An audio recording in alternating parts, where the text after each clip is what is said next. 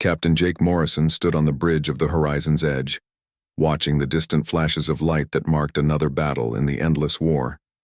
Each bright spark meant thousands of lives lost, ships torn apart by weapons that could crack planets.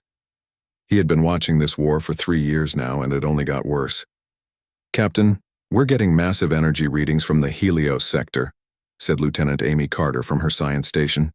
Her fingers moved quickly over the control panel, trying to make sense of the data flooding in. The Zephyrians just fired their new Starbreaker weapon. Jake nodded grimly. The Zephyrian Empire had been fighting the Nexari Collective for 10 years. What started as a border dispute had grown into the biggest war the galaxy had ever seen. 17 star systems were now empty space, their planets turned to dust and their people long dead. "How many ships did they lose this time?" Jake asked. Amy checked her readings again. "At least 200 Nexari vessels. But sir, there's something else. The energy patterns are different, stronger, and they're doing something weird to space itself." Jake walked over to look at her screen. The numbers made no sense to him, but Amy was the best science officer in the human fleet. If she was worried, he should be too. Earth had discovered faster-than-light travel 50 years ago. Since then, they had been watching the galaxy from the shadows, learning about the alien races and their technology. Most aliens thought humans were too primitive to matter.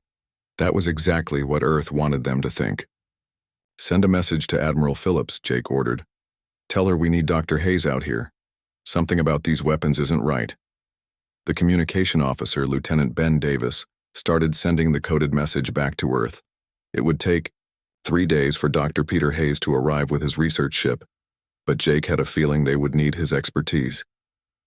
On the main screen, another battle was starting.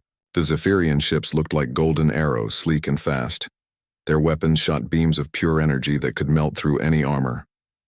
The Nexari ships were different, made of living crystal that grew and changed shape during battle.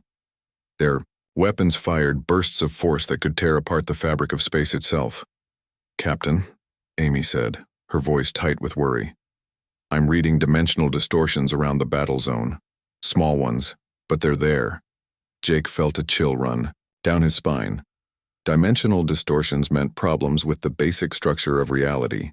That was far beyond what any weapon should be able to do. "Are you sure?" he asked. "Yes, sir. And they're getting stronger with each shot fired." Jake made a decision. "Move us back another 1,000,000 kilometers.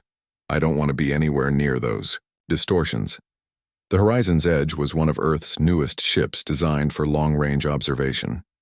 It had the best sensors in the human fleet and armor that could stop most alien weapons.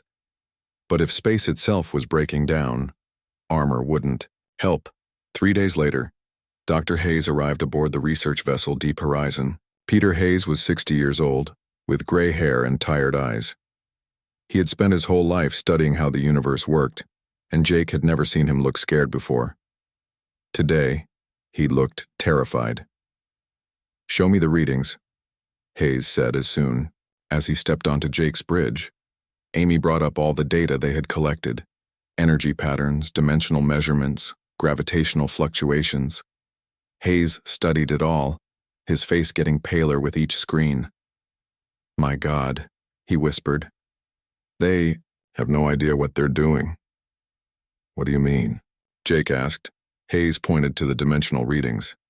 "Every time their weapons hit each other, they create tiny tears in spacetime. The tears are healing themselves, but slowly, and each new tear makes the next one easier to create. So, if they keep this up, they're going to punch a hole right through into another dimension, and we have no idea what's on the other side." Jake felt his stomach drop. "How long do we have?" Hayes ran some quick calculations on his portable computer. "At this rate, maybe 2 weeks before the damage becomes permanent. A month before the tears start connecting to each other. And then we find out what lives in the space between realities." Jake knew he had to try something. The human fleet had standing orders not to interfere with alien affairs, but this was bigger than politics. This could affect everyone in the galaxy. "Open a channel to both fleets," he ordered. "Ben," Davis looked surprised. "Sir, they don't even know we exist out here." "They're about to. The communication went out on all frequencies, translated into both Zephyrian and Nexari languages. Jake appeared on screens across both fleets, a human face they had never seen before. "This is Captain Jake Morrison of the Earth Defense Force," he said. "You need to stop this battle immediately. Your weapons are damaging the structure of space itself." The response was immediate and not what Jake had hoped for. Zephyrian Fleet Admiral Kethvar appeared on screen, his blue skin flushed with anger. "What is this primitive species doing in our war zone?" Kethvar demanded. "Humans have no business here." The Nexari response came through their collective voice, hundreds of minds speaking as one through their representative, Node Zilth An. "The young race called human speaks of forces beyond its understanding. We who are many dismiss this interruption." Jake tried to explain about the dimensional tiers, but neither side would listen.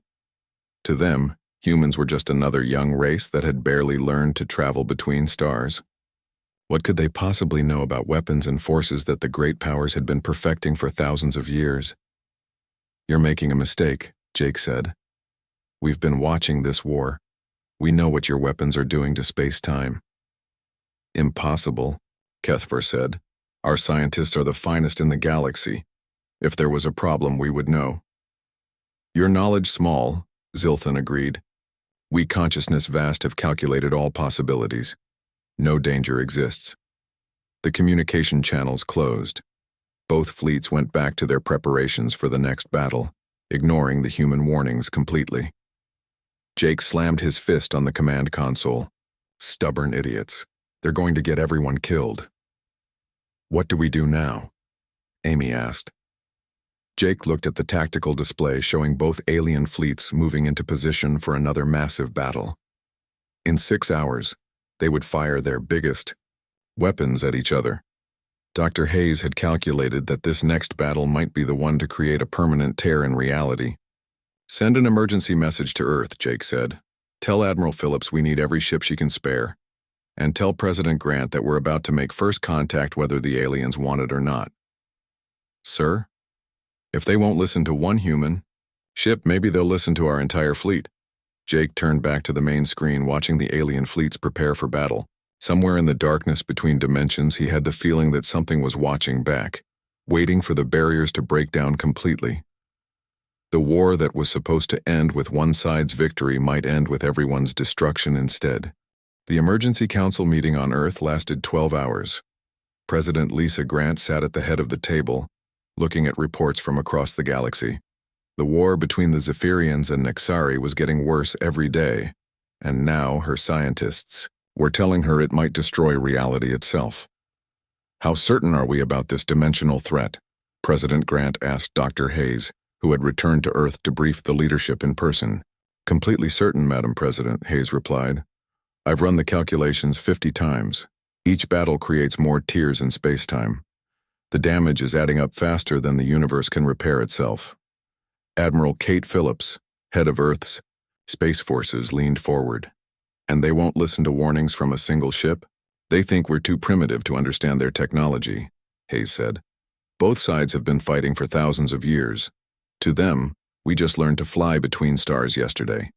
President Grant made her decision. "Then we show them exactly how advanced we really are. Admiral, I'm authorizing Operation Reveal. Bring them our best ship and our best people." Admiral Phillips nodded. She had been hoping for this order for years. Earth had been hiding in the shadows for too long, watching while the galaxy tore itself apart. It was time to step into the light.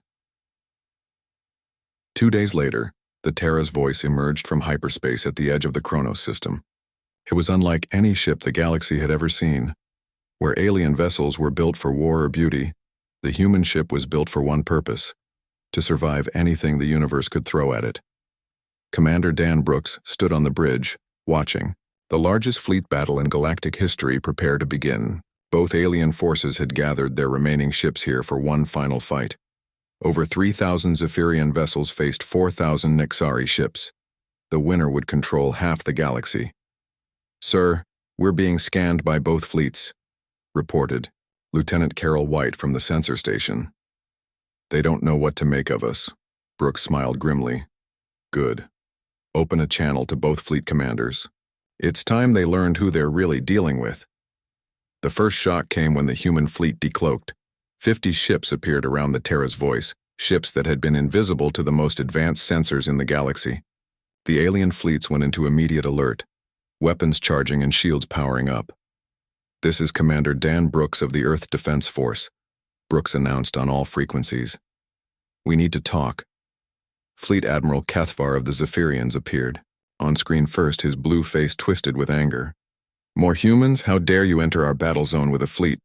This war is not your concern." The Nexari response came through Node Zilthan, the collective voice echoing with the thoughts of millions.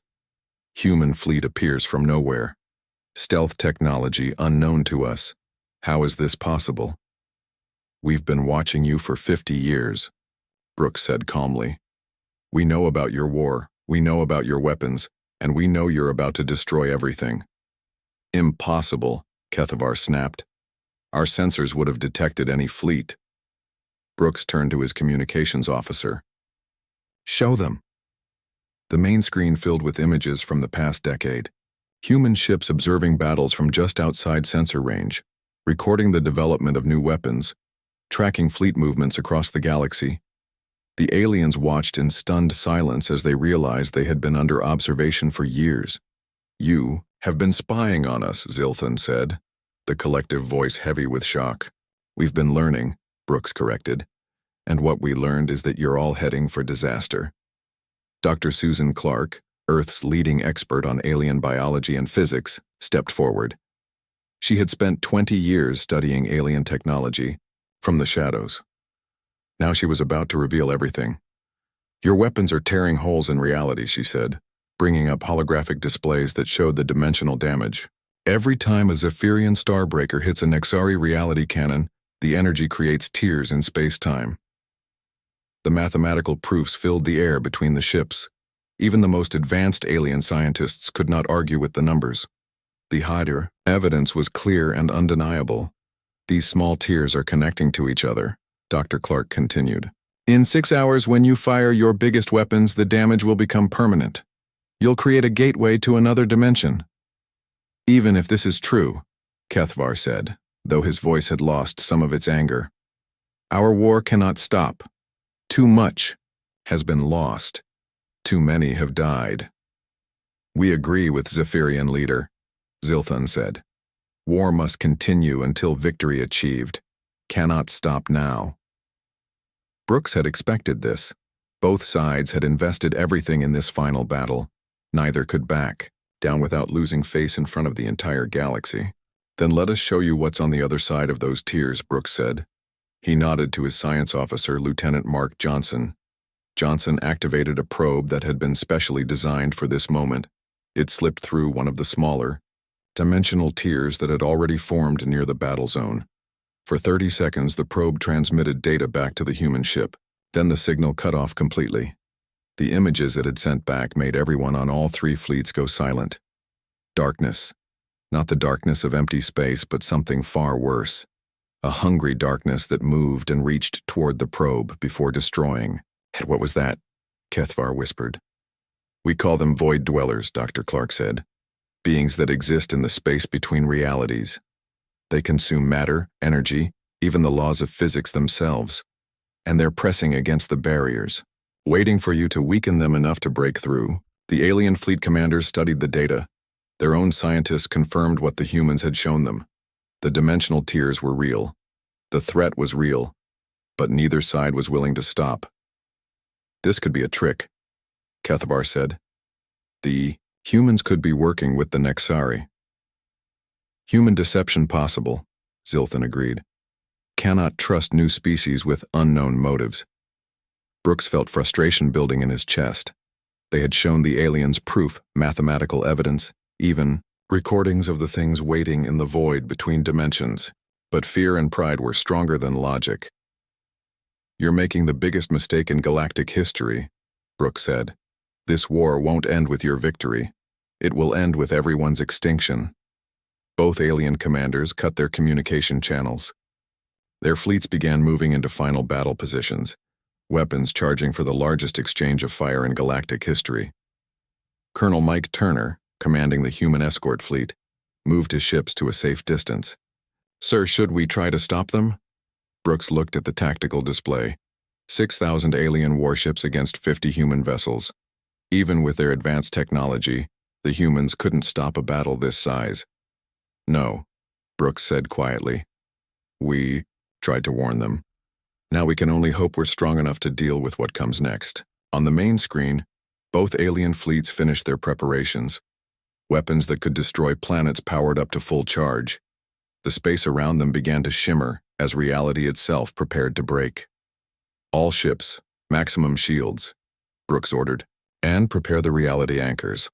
I have a feeling we're going to need them very soon." The battle began at exactly 1400 hours Galactic Standard Time. 6,000 ships opened fire at once, filling space with enough energy to power entire solar systems. Zephyrian starbreakers met Nexari reality cannons in the most devastating exchange of weapons fire the galaxy had ever seen. Commander Brooks watched from the bridge of the Terra's voice as space itself began to scream. The energy readings were going crazy, numbers climbing far beyond what any computer could properly calculate. "Sir, dimensional stress is off the charts," Lieutenant Johnson reported from his science station. "The fabric of space-time is starting to buckle." Brooks gripped his command chair as the ship shook from the force waves washing over them. Even at this distance, the battle was affecting everything around it. "How long until the first major tear?" "At this rate, maybe 10 minutes. On the main screen, alien ships died by the hundreds. Zephyrian vessels cracked apart under the force of reality cannons while Nexari ships melted under the heat of starbreaker beams. But both fleets kept firing, pouring everything they had into this final battle. Captain Jake Morrison, still watching, from his position with the observation fleet, saw it first. "There," he said, pointing at his tactical display. "Grid reference 77 Alpha. Something's wrong with space there." Lieutenant Amy Carter checked her sensors and felt her blood turn cold. "Captain, I'm reading a Class 5 dimensional, a breach. It's small, but it's growing. The tear in space-time was only a few meters wide, but through it came something that shouldn't exist. A tendril of absolute darkness reached out, touching a damaged Nexari ship. The ship simply stopped existing, not destroyed but erased from reality completely. "Alert all human ships," Morrison ordered. "The breach has begun."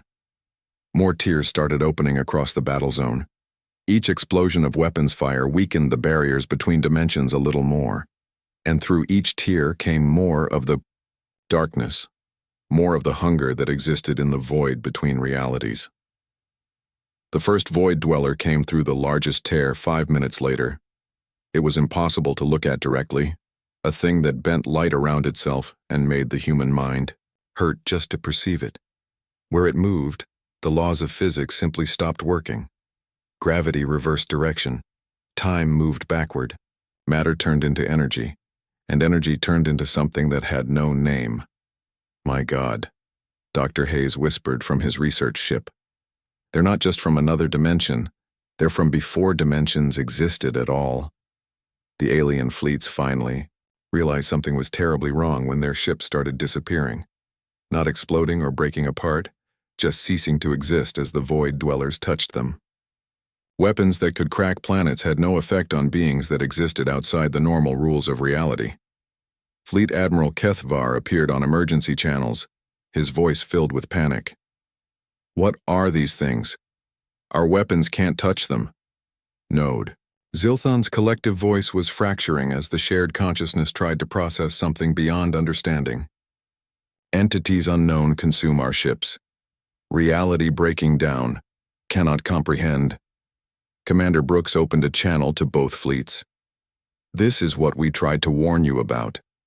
Your war has opened doorways to the void between realities. These beings have been waiting for a way into our universe. Help us," Kethvar begged, his pride completely gone now. "Our people are dying." Brooks looked at his tactical display. More tiers were opening every second. The void dwellers were pouring through in greater numbers, and each one that entered made the barriers weaker. Soon there would be too many to stop. All human ships move to rescue positions, Brooks ordered. Save who you can. The human fleet moved into action with practiced efficiency. Their ships were equipped with reality anchors, devices that could stabilize space-time in small areas. It was technology they had hoped never to use, but they had always known this day might come. Lieutenant Colonel Beth Turner led the first rescue mission in her ship Earth Shield. She flew directly into the chaos of the battle zone, her reality anchors creating a bubble of stable space around fleeing alien ships. "This is Colonel Turner to any surviving vessels," she broadcast. "Move toward our position. We can protect you from the dimensional effects."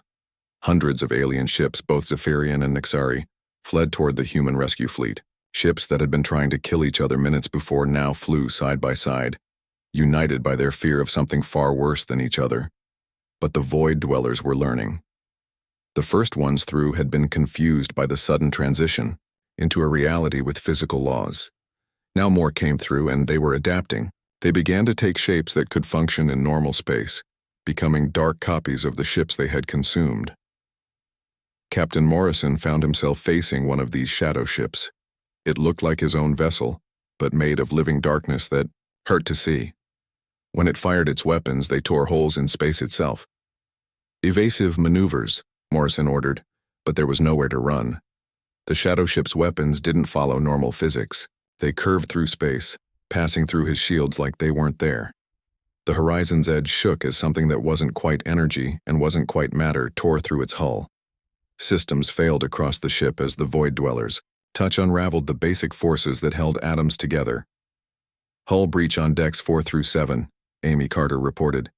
"But sir, the breach isn't following normal physics. It's expanding into dimensions that don't exist." Morrison made a desperate decision. "Abandon ship. All hands to the escape pods." But as his crew evacuated, Morrison stayed behind. Someone had to keep the ship's reality anchors running long enough for the others to get away. He watched through the viewports as his crew's escape pods were picked up by Colonel Turner's rescue ships. The shadow ship moved closer, preparing to finish off the horizon's edge. Morrison activated the ship's self-destruct, but even that didn't work normally. The explosion happened in reverse, pulling matter and energy back together instead of pushing it apart. The Void Dweller fed on the chaos, growing stronger. Across the battle zone, General Paul Anderson coordinated the human response from his flagship Freedom Stand. His ships formed a perimeter around the dimensional tiers, their reality anchors working overtime to prevent new breaches from opening. "Sir, we've saved about 3,000 alien survivors," his aide reported. "But we're losing the battle. There are too many tiers opening, and our anchors can't cover them all." Anderson looked at the tactical display. The situation was hopeless. For every tier they sealed, 2 more opened. The Void Dwellers were streaming through in massive numbers now, consuming everything they touched. "Send a message to Earth," Anderson ordered. "Tell them we need Admiral Phillips and the entire defense fleet, and tell President Grant that we may need to consider the final option." The final option was something no one wanted to think about. If the Void Dwellers couldn't be stopped, Earth would have to cut itself off from the rest of the galaxy completely, sealing their own space in a reality bubble and letting everything else be consumed. Dr. Hayes was working frantically on a solution when he made a terrible discovery. "The Void Dwellers aren't just random creatures," he announced over the emergency channel. "They're coordinated. They've been planning this." "What do you mean?" Brooks asked. "The war, the specific weapons, even the timing of this battle. It's all been manipulated. The Void Dwellers have been influencing both sides from the beginning, pushing them toward this exact moment when their combined weapons would create the perfect conditions for invasion." The realization hit everyone at once. This hadn't been an accident.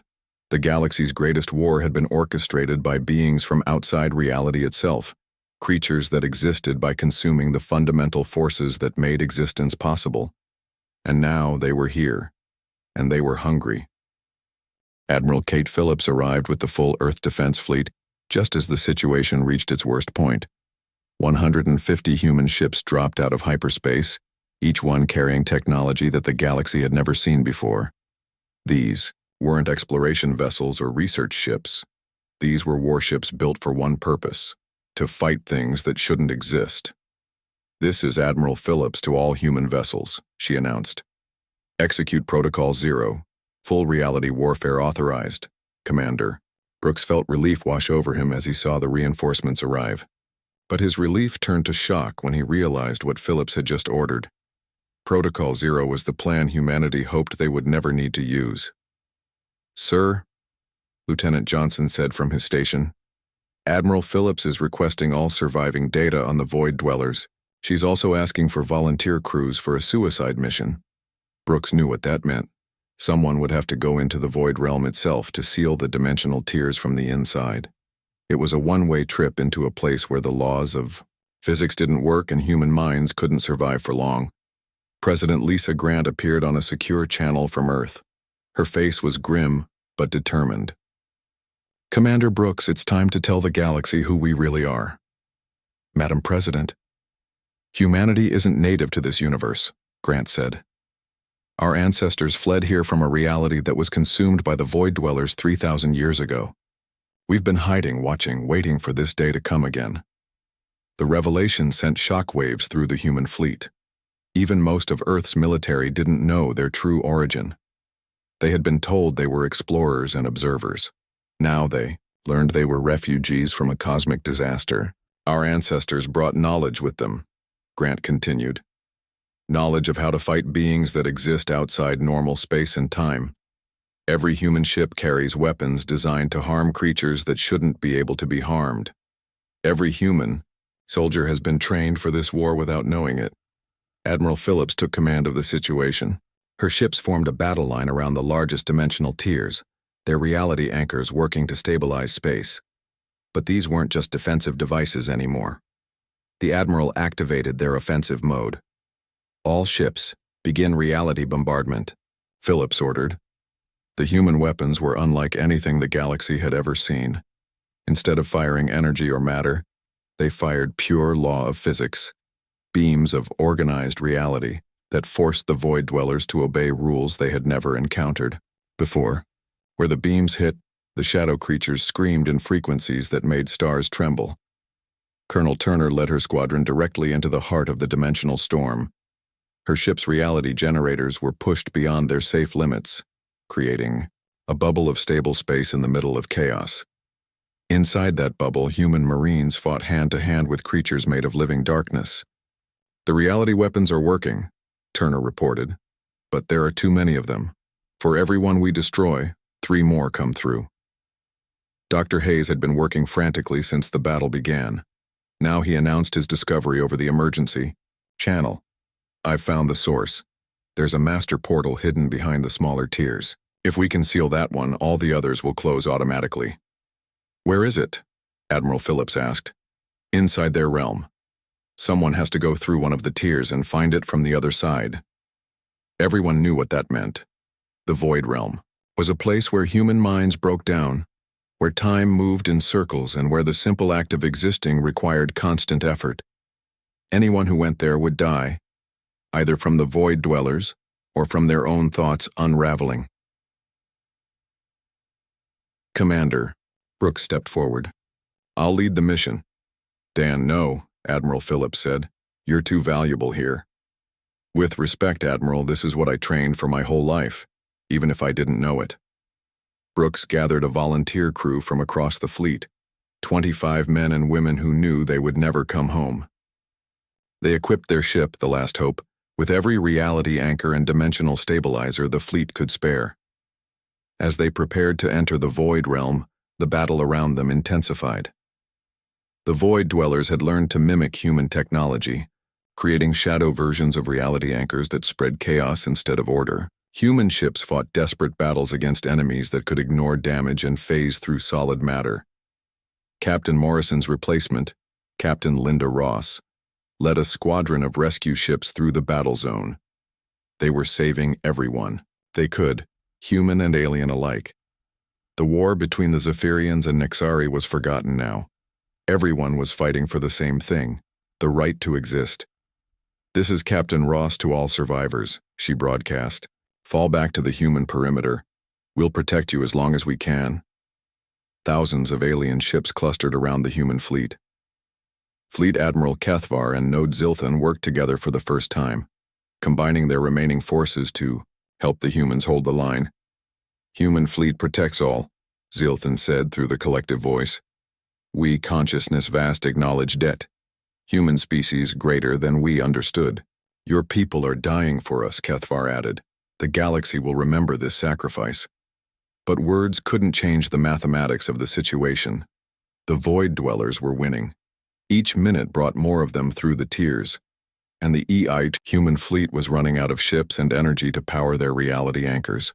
Brooks and his crew entered the Void Realm through the largest dimensional tear. What they found there defied description. It was a place where up and down had no meaning, where past and future happened at the same time, and where the very concept of existence was constantly under attack. "Stay focused on the mission," Brooks told his crew through their mental link. Normal communication didn't work here, but human consciousness could touch the minds of other humans if they concentrated hard enough. They found the master portal at the center of a vast structure that looked like a city built from crystallized screams. Void dwellers swarmed around it, but these were different from the ones that had entered normal space. These were the original forms, beings of pure hunger that had existed since before the first stars were born. Brooks and his team fought their way to the portal's control center, using weapons that fired concentrated reality at enemies that had never encountered organized existence before. One by one, his crew fell, their minds unable to process the contradictions of the Void Realm. In the end, Brooks stood alone before the master portal's controls. The device was beyond human understanding, but somehow he knew what to do. Perhaps it was racial memory from humanity's ancestors, or perhaps the Void Realm itself was teaching him. He placed his hands on the control surface and began the shutdown sequence. The portal fought back, trying to preserve the invasion it had made possible. Brooks felt his mind beginning to fracture as the Void Realm turned its full attention on him. But he held on, focusing on the faces of everyone he was trying to save. The portal closed with a sound like reality itself, sighing in relief. The dimensional tiers throughout the battle zone snapped shut instantly. The Void Dwellers that had already entered normal space were cut off from their source, and the human reality weapons began destroying them one by one. Brooks felt himself fading as the Void Realm collapsed around him. His last thought was of Earth, and of a galaxy that would live to see another day. Admiral Phillips watched the dimensional readings return to normal. The threat was over, but the cost had been enormous. Half the human fleet was gone, including some of their best people. "Send a message to all surviving ships," she ordered. "The war is over, everyone goes home." President Grant appeared on the main screen, addressing the galaxy for the first time. "This is President Lisa Grant of Earth. Today our species stepped out of the shadows to protect all life in this galaxy. The price was high, but some things are worth any sacrifice." The surviving alien fleets began the long journey home, but they were not the same civilizations that had started this war. They had seen what lay beyond the borders of reality, and they had watched a young species sacrifice everything to save them. The Galactic Defense Pact was signed 6 months later, with humanity as its silent guardians. The galaxy had learned that some wars end everything, and that sometimes the smallest voice carries the greatest warning.